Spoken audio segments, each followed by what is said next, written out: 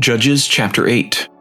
Now the men of Ephraim said to him, Why have you done this to us by not calling us when you went to fight with the Midianites? And they reprimanded him sharply. So he said to them, What have I done now in comparison with you? Is not the gleaning of the grapes of Ephraim better than the vintage of Abiezer? God has delivered into your hands the princes of Midian, Oreb and Zeeb. And what was I able to do in comparison with you? Then their anger toward him subsided when he said that. When Gideon came to the Jordan, he and the 300 men who were with him crossed over, exhausted, but still in pursuit. Then he said to the men of Succoth, Please give loaves of bread to the people who follow me, for they are exhausted, and I am pursuing Zebah and Zalmunna, kings of Midian.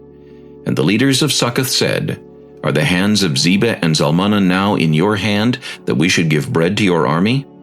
So Gideon said, For this cause, when the Lord has delivered Zebah and Zalmunna into my hand, then I will tear your flesh with the thorns of the wilderness and with briars. Then he went up from there to Penuel, and spoke to them in the same way. And the men of Penuel answered him as the men of Succoth had answered. So he also spoke to the men of Penuel, saying, When I come back in peace, I will tear down this tower. Now Zebah and Zalmunna were at Karkor, and their armies with them, about 15,000, all who were left of all the army of the people of the east, for 120,000 men who drew the sword had fallen. Then Gideon went up by the road of those who dwell in tents on the east of Nobah and Jogbehah, and he attacked the army while the camp felt secure. When Zebah and Zalmunna fled, he pursued them, and he took the 2 kings of Midian, Zebah and Zalmunna, and routed the whole army. Then Gideon the son of Joash returned from battle, from the Ascent of Heres, and he caught a young man of the men of Succoth and interrogated him. And he wrote down for him the leaders of Succoth and its elders, 77 men. Then he came to the men of Succoth and said, Here are Zebah and Zalmunna, about whom you ridiculed me, saying, Are the hands of Zebah and Zalmunna now in your hand, that we should give bread to your weary men? And he took the elders of the city, and thorns of the wilderness and briars, and with them he taught the men of Succoth. Then he tore down the tower of Penuel, and killed the men of the city. And he said to Zebah and Zalmunna, What kind of men were they whom you killed at Tabor? So they answered, As you are, so were they. Each one resembled the son of a king. Then he said, They were my brothers, the sons of my mother. As the Lord lives, if you had let them live, I would not kill you. And he said to Jether his firstborn, Rise, kill them.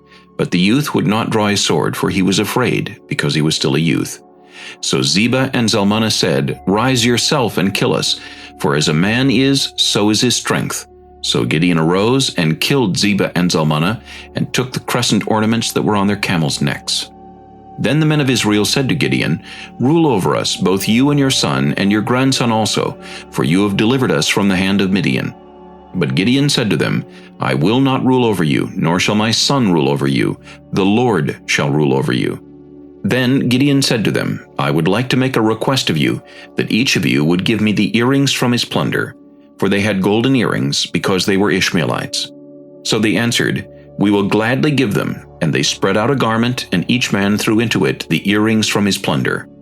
Now the weight of the gold earrings that he requested was 1,700 shekels of gold, besides the crescent ornaments, pendants, and purple robes which were on the kings of Midian, and besides the chains that were around their camels' necks.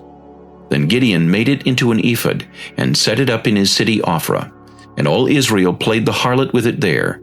It became a snare to Gideon and to his house. Thus Midian was subdued before the children of Israel, so that they lifted their heads no more. And the country was quiet for 40 years in the days of Gideon. Then Jerubbaal, the son of Joash, went and dwelt in his own house. Gideon had 70 sons who were his own offspring, for he had many wives.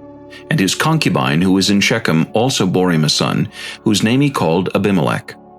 Now Gideon, the son of Joash, died at a good old age, and was buried in the tomb of Joash his father, in Ophrah of the Abiezrites. So it was, as soon as Gideon was dead, that the children of Israel again played the harlot with the Baals, and made Baal-berith their god. Thus the children of Israel did not remember the Lord their God, who had delivered them from the hands of all their enemies on every side. Nor did they show kindness to the house of Jerubbaal, Gideon, in accordance with the good he had done for Israel.